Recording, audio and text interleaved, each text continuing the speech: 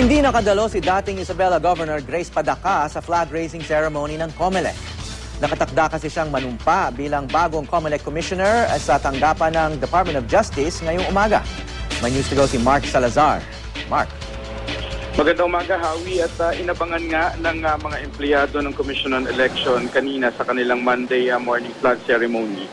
Si incoming Commissioner Grace Padaca sa kanilang flag ceremony. In fact, meron na nga signage dun sa slot na kanyang tatayuan, kahanay ng mga commissioner at the chairman Sisto Brillantes.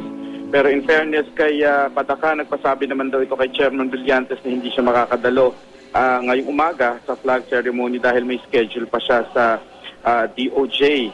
Ngayon, sa pag-address ni Chairman Sixto Brillantes sa kanyang mga empleyado, ikinatuwa niya na kumpleto na raw ulit ang komisyon at napakahalaga raw nito dahil nasa pinaka-crucial stage na raw ng preparation ngayon for the 2013 election ang COMELEC.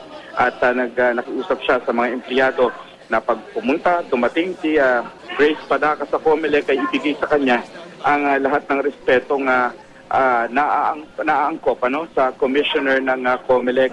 Siya raw ay matagal na nanalangin na meron sanang lady commissioner, pero kahit siya daw ay nabigla rin na si Grace Padaca ang na-appoint sa posisyon.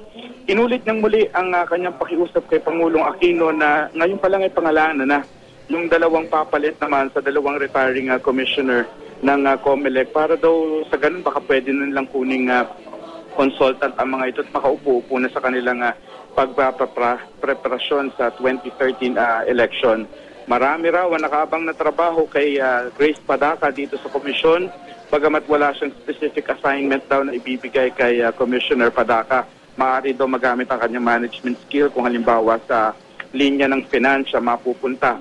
Meron din siyang payo kay Padaca, itong si Chairman Brillantes.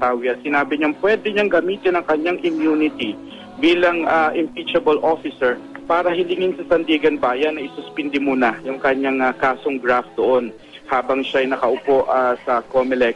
Wala rin daw magiging problema si Grace Padaca kung tatakbo man ang kanyang kapatid sa Isabela ayon kay Chairman Brillantes dahil pwede naman siya mag-inhibit sa anumang kaso, sa anumang issue o kaso na election related sa probinsya na Isabela. Howie. Okay, maraming salamat, Mark Salazar.